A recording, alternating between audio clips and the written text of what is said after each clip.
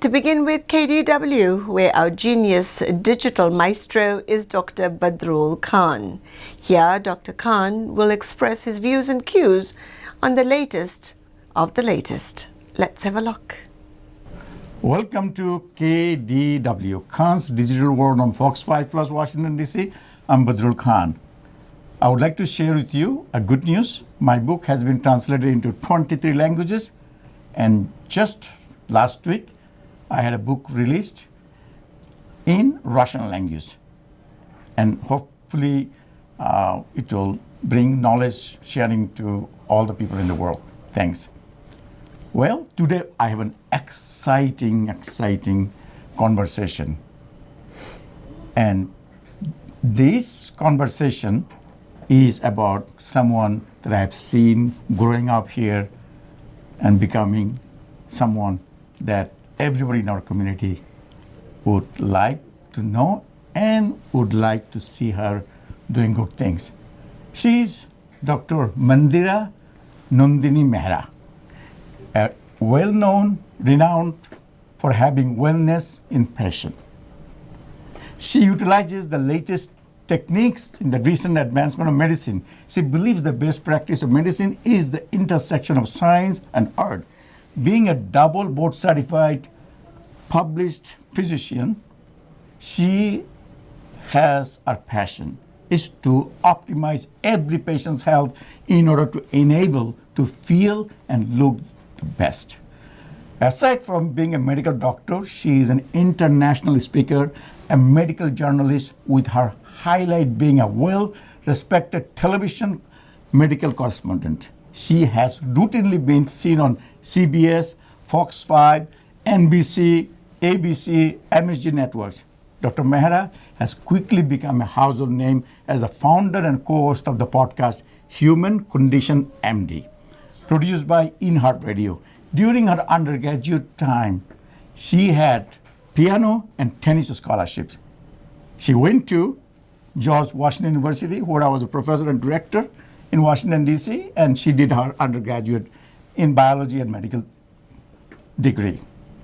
She went on to complete an internship in neurology residency and intervention pain fellowship from ACGME accredited program at Thomas Jefferson University Hospital in Philadelphia.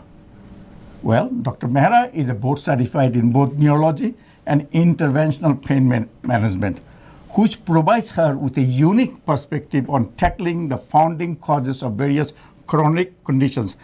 Dr. Mehra specializes in image-guided, minimally invasive interventional procedures. Well, she has dedicated her practice of medicine to optimize health and revitalize the mind and body to achieve paramount wellness. Aside from the above professional accolade, she's married to Dr. Matthew Wittek, who is a radiation oncology physician and medical director of the University of Maryland Proton Treatment Center. And I met the gentleman, so wonderful person.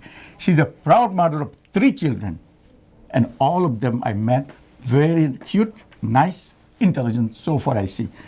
In the true essence of art and culture, Dr. Mehra is a renowned international performer and has performed at the Kennedy Center, Carnegie Hall. So Dr. Mehra shares that she is dedicated to the dissemination of knowledge to allow everyone to live happiest and healthiest life. Now, folks, you know what I've been telling you. She's our star. We are proud having a person representing us in our community. Welcome to KDW show, Dr. Mehra. We call her Mandira Nandini Mehra. So how are you today? I'm doing so well. Thank you, Dr. Khan, for having me. Now, you've accomplished so much in your own professional and personal career. Beautiful family, gorgeous wife, son. You mentioned all of mine, but I'm humbled by being in your presence because you are really the digital genius and the digital master, and I've lost count how many books in 20, 30, 40 languages, so it is an honor to share the screen with you. Thank you. Thank you. You're so kind, and I'm so family oriented, and I see your family is even very supportive to each other. Your father is a physician, your both brothers are physician, you are a physician, mom is a biochemist, and with the culture and TV broadcasting, well known in here. And you have 3 children. One of them, I think, she's also anchoring on television. On yes. television. Yeah. So let us know that besides being a medical profession, but you love dancing, you love performing, and you love broadcasting. Tell me about how you started and what support you got from the community or your parents. Of course, yes. It did not happen overnight. As you know, success and growing up and developing these skills, whether it be the medical profession or a dance skill, at the end of the day, that's what we see. That's the tip of the iceberg. That's what we see as a society. But truly, the majority of the iceberg is under the water, right? So the majority of it takes hard work, sweat, determination, sometimes many, many sleepless nights. Whether we're talking about getting a medical degree or raising children, I think that there's no replacement for that blood, sweat, and tears and the sleepless nights that go into that. And at the end of the day, I have only, of course, the man above, God, and my parents to thank, because they provided me the support, the foundation of this unbelievable love, confidence, and education. And from there, the world was mine. Now, the second thing I have to thank is the community. Whether it be a professor, a teacher, a cultural community member, someone like yourself, that has provided me a second education. How you communicate with other people, how you understand the human condition. Because at the end of the day, you can be very cerebral, you can be very smart, but computers are smart and books are smart. But we live in a very connected human world. So by getting that second education through the community, I think that's what's given me a human connection that lets everything else be possible. Now, at the end of the day, Dr. Khan, I think the one thing that you have mastered is digital technology, this amazing digital era that we live in. It's changed our world, from driving our cars to controlling our temperature to the medical digital world. It controls every aspect of our life now. But I will tell you that still, until now, computers are limited. My phone is limited. If it's 250 kilobytes, megabytes, it's limited. It can only have this many pictures on the cloud. It can only have this much memory, this much space. The mind, however, Dr. Khan, I like to think of it as my dad and mom said, it's limitless. So that, I would say, is superior to the computers and the digital technology, is that if you want to be a cultural superstar, if you want to be a medical physician, you want to be a mother, a father, whatever your dreams are in life, at the end of the day, remember that it truly is limitless. We are actually far superior to the technology, even though we utilize this technology to help us. So I would say that those are kind of the 3-4 pillars in my life that have allowed me to become who I am. Very good. Well, but you do use technology, of course, in your treatment of any patient. You deal with neurological situations. So please tell our audience that why would they benefit from your services to the community? Absolutely. So I pride myself on having 2 board certifications. And the first is in neurology. Now, neurology is anything that has to do with the brain, the spinal cord, and kind of the surrounding areas. So sleep, stroke, multiple sclerosis, interventional pain. And then I did a subspecialty or an extra training in interventional spine and pain. So things that have to do with the spinal columns, peripheral joint disease, neurostimulators, things like that. So in my field, I depend very heavily upon technology. And while there's hands-on diagnosis and treatment that's administered, there's no replacement for an MRI, for a functional MRI, for very high-tech scans that we use. At the end of the day, technology and medicine have become so intertwined. I mean, something as simple as how we obtain our medications now, right? Computer-based, telehealth, using those technologies. And now we're entering a very interesting part of medicine where not only do we use the CAT scans and MRIs, functional MRIs, but we're beginning to starting the AI revolution. Where is AI, which is artificial intelligence? How does AI and medicine work together? Now, don't be afraid. That doesn't mean tomorrow the robot will be checking you in or the robot will replace the doctor. We're not there yet. But this can enhance and provide care. Think about areas, whether it be sub-Saharan Africa or India or even right here in the United States, where people cannot access care and they're dying from very preventable chronic diseases, diabetes, heart attack, stroke. Imagine if they had access to care, and perhaps with the help of AI technology, right? That could allow me to see somebody in sub-Saharan Africa or right here in our US community where they don't have access to care. So we're definitely utilizing technology in many ways, shapes, and forms. And finally, we're using it medically in terms of better treatment, better diagnosis, better management of patients, whether it be chronic diseases, whether it be our EMR systems. Think about all the wearable technologies that have come out, including Fitbits and Apple Watches, Samsung Watches. Those can now actually provide a lot of feedback, not only to the patient and individual, but also to your physician. Hey, this is what my heart rate did. This is what my blood pressure did. This is how I slept. In my field specifically, we use neurostimulation, and we could do a whole segment on neurostimulation, but we use things like deep brain stimulators for people with Parkinson's. We use different technologies to do surgeries for people with epilepsy. We use little stimulators that look like pacemakers to alleviate pain in the spinal column. So think about pacemakers and that wearable technology. So there's really no limit on the amount of technology that we use and the future of technology in medicine. So you see, the technology is supplemental to what you do. It's not going to replace you. We're still going to have a doctor like you. For now, yeah. So I hope, because, there are certain things that, you need. The human touch. Human touch and the presence of a physician. Right. Because I don't want to because I have so many surgery. My wife always, jokes about that, that I may need to buy my body parts from eBay, So, but I don't want to be under a doctor's, surgery if the doctor's is not there.